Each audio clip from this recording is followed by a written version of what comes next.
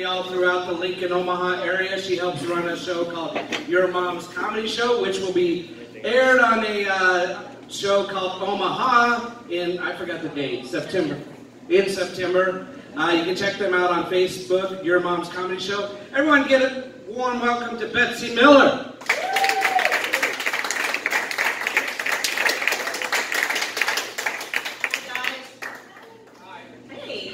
So I've been doing this a few years now. I'm starting to finally feel at home on stage. Probably because I have older brothers, so I'm used to competing for love against loud men who come before me. Dan and Tony are great, though. Let's give it up for them again. They're great. I love all the male comics I've met in Lincoln. They're great. They're very pro-woman. They're very feminist, which I appreciate because I am a feminist as well. I really don't like the term feminazi, though, because I really feel like you can be, for women's rights without hating Jews. We really play fast and loose with the term Nazi, don't we? Like, I've been called a grammar Nazi. Guys, the Nazis wanted to destroy a people group. Grammar Nazis just want to destroy Twitter. It's not the same. It's not the same at all. I was driving the other day and I saw a sign that advertised an amateur strip night. And I wonder what constitutes amateur stripping. Like, could I just go up and be like,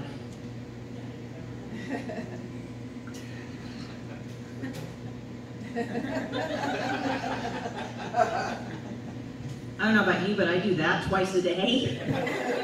Aren't we all, in a sense, amateur strippers? It's interesting that we have clubs that celebrate, taking off your clothes, but not like other acts of hygiene. I'd like to see a club where we do exotic face washing.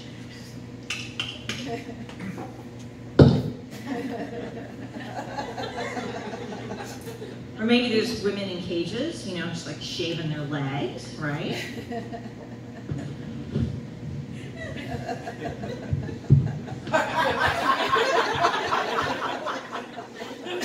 For a little extra, maybe a woman will come sit on your lap and just, floss her teeth.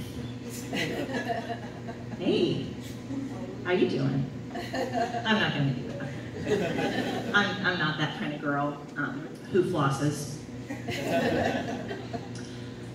My husband and I rent a house we're starting to think about buying now, but it's scary. I have friends tell me that renting is like flushing your money down the toilet, but then other friends tell me that buying a house is like throwing your money in a bottomless pit. But I think if you flush enough money down the toilet eventually stops flushing. And if you're renting, your landlord has to pay for that. So to me, the choice is obvious. It's logic. Something that's really annoying, I bet some of you can relate to this. We live in a duplex, and there's limited parking. And someone keeps parking behind our house who does not live there. It makes me very angry, and I've left many notes.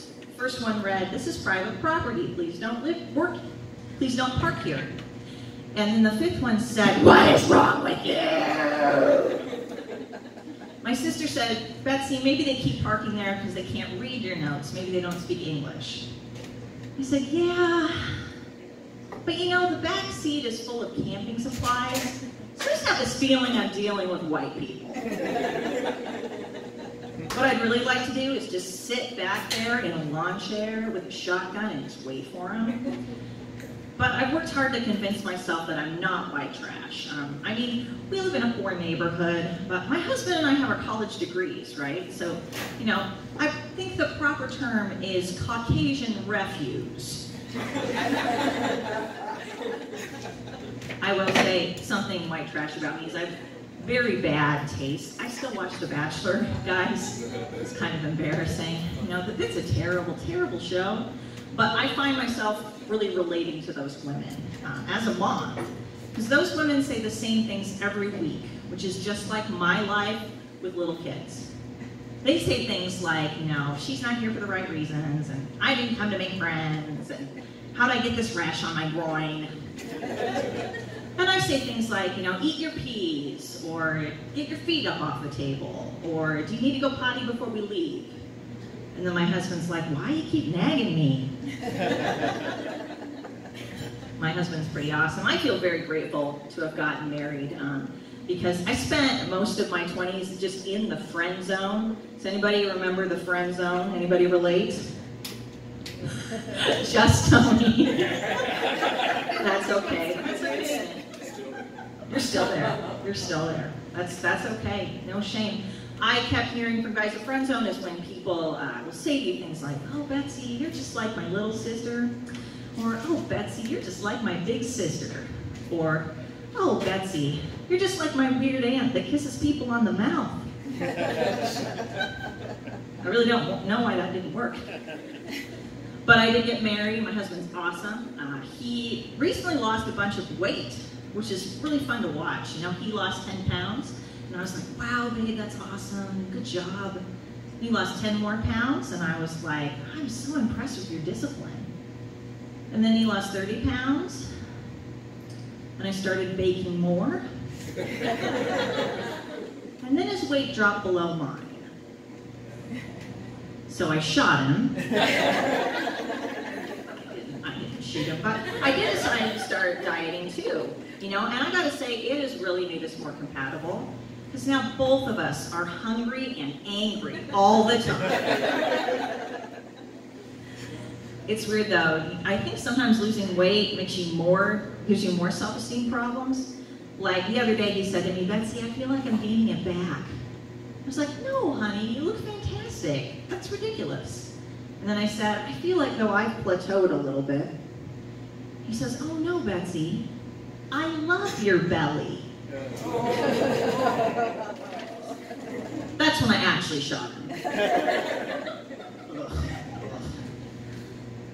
I have kids. My friends actually have told me my whole life that I'm kind of a mom. Not because I'm compassionate and gentle, it's because I'm super judgmental. You know, I try to work on it. I've learned to say the right thing. I just can't get my face to cooperate. So, like, I say things like, oh, that's great that you're moving in with your boyfriend of 1 month. Or, you know, Dad, you should definitely get a motorcycle. Or, sure, August isn't too early to turn off the air conditioning. But it's my eyebrows, you see? I can't get them to cooperate. The higher my eyebrows, the lower my opinion of you. These are actually my eyelashes. My eyebrows disappeared into my hairline in November of 2016. My friend told me the other day, Betsy, I think that you're, maybe you have a lot of repressed anger. I said, oh, thank you. Thank you for saying I'm a good mother. I am a good mother. I believe in telling my kids the truth, and that's not true. PBS does not tell kids the truth. There's the show called Daniel Tiger's Neighborhood, and my kids watch it, and they sing all these jingles that are just patently not true. And I have to re-educate my kids. Like, there's stuff on there that's like, if you can take a turn, and then I'll get it back. And I'm like, no, honey. Your brother's gonna break it, after all, he's 2. Or there's one that's like, if your friends play with someone new, they will still be friends with you.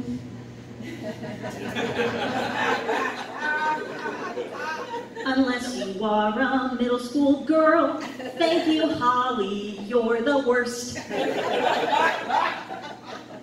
My absolute favorite, though, is grown-ups always come back.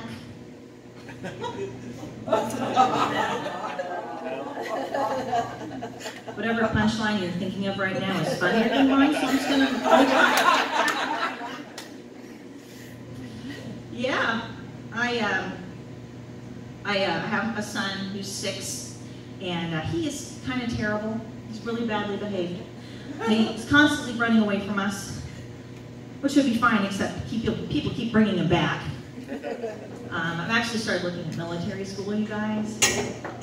It turns out I'm too old to go. His teachers say, you know what, he's just really strong-willed, which is teachers speak for horrible. But they say, you know, the good thing is when he's older, he's not going to give in to peer pressure. But I feel like that's only good news if his peers are bad people. Like, what if his peers are like, hey, let's all go study for the history test? And my kid's like, no, let's go steal a chihuahua, paint him purple, and snort lines of cocaine off his back. As you know, like mother, like son. He was pretty funny the other day. We were in the car, and he says to me, Mommy, my penis hurts. I was like, okay. He says, yeah, when we go over bumps, my penis gets scared and it hurts. Well, tell your penis not to worry? It's like, Mom, I don't speak penis. It's like, well, I don't know what to tell you, kid. I don't speak penis either. If you don't believe me, ask your dad. Potty training kids is a real joy. The second one, my daughter, it's a lot different. With the second kid, you have different standards. When they pee on the floor, you just wipe it up. You don't use any sort of cleaner. I think with the third one, you probably just let it evaporate. My first one, though, we were, diligent. Spent a lot of time just sitting on the toilet, and I never had, I'd never potty trained a boy before, so I was very surprised when I sat down and he was sitting on the toilet and it was staring right in my face. It's like, this is not going to end well. So, we learned how to deal with that. And I told him when he went to preschool, sweetie, when you go to preschool, your teacher is not going to push down your penis. You're going to have to do that yourself. He says, oh, why? Well, because the cops would come. Oh, and the cops will push down my penis. No, sweetie, we don't pay them enough for that. And Mommy doesn't want her taxes to go up. I love something about my son, though. He is super outgoing. We will just be going along and he'll walk up to a stranger and be like, hey, what's your name? Do you want to be my friend? Do you want to come over to our house? And I'm like, all right, sweetie, this is Target, not Duffy's. But the other day, it was so sad. He goes up to this kid and says, what's your name? Layton. Do you want to be my friend? No. Well, why not? Because I already have a lot of friends. I don't need any more friends. So my son comes up to me. He's like, Mommy, why do you want to be my friend? I was like, look, sweetie, sometimes kids are just in a bad mood. Sometimes they don't feel very good.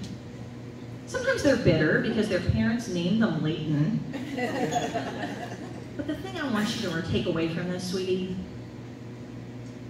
is that Layton's a little bitch. All right, thank you guys so much. Good night.